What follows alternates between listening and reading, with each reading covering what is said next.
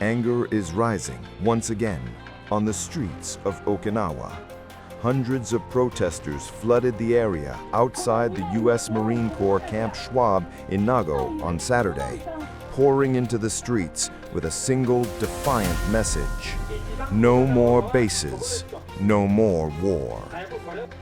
Under the banner of the All-Okinawa Conference to prevent the construction of a new base at Henoko, demonstrators held signs reading, "We will not let Okinawa become a battlefield again.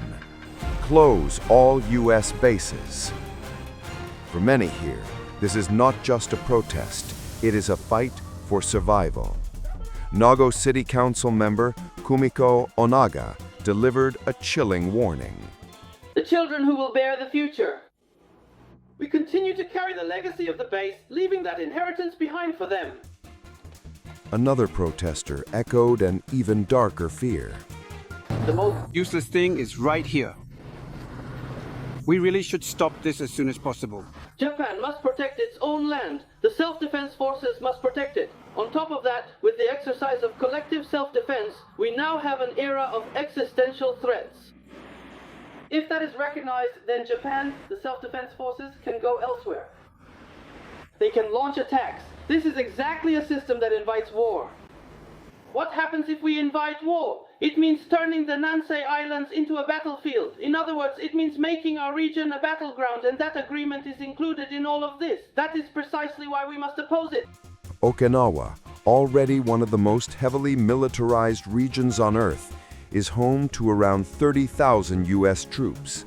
To many residents, the bases are not just symbols of defense, but of danger. Because this island also carries a painful and disturbing history.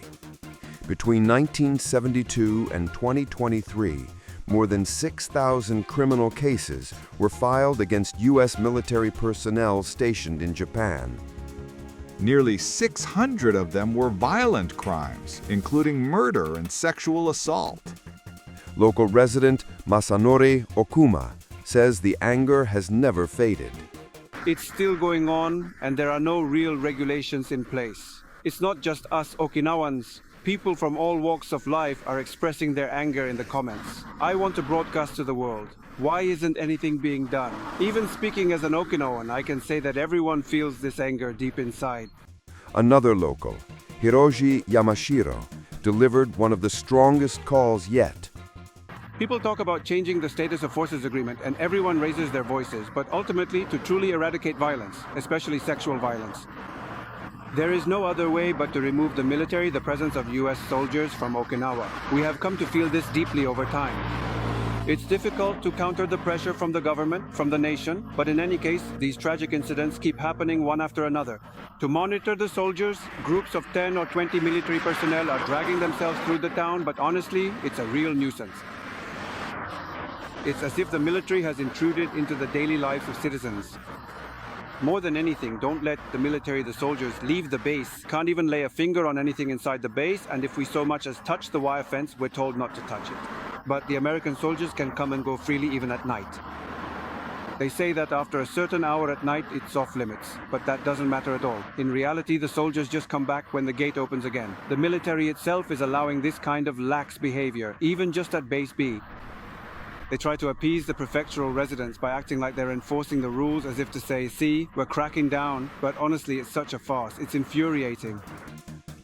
The collective memory of the island remains scarred by a crime that shook the nation, the 1995 rape of a 12-year-old Okinawan girl by 3 U.S. servicemen. For many here, that moment changed everything. Organizers say around 560 people joined Saturday's rally, but the sentiment reaches far deeper. A 2023 public poll revealed that 70% of Okinawans now oppose the presence of U.S. military bases on their land. This is no longer just a protest against construction. This is a warning, a demand, and for many in Okinawa, a final stand against becoming the next battlefield.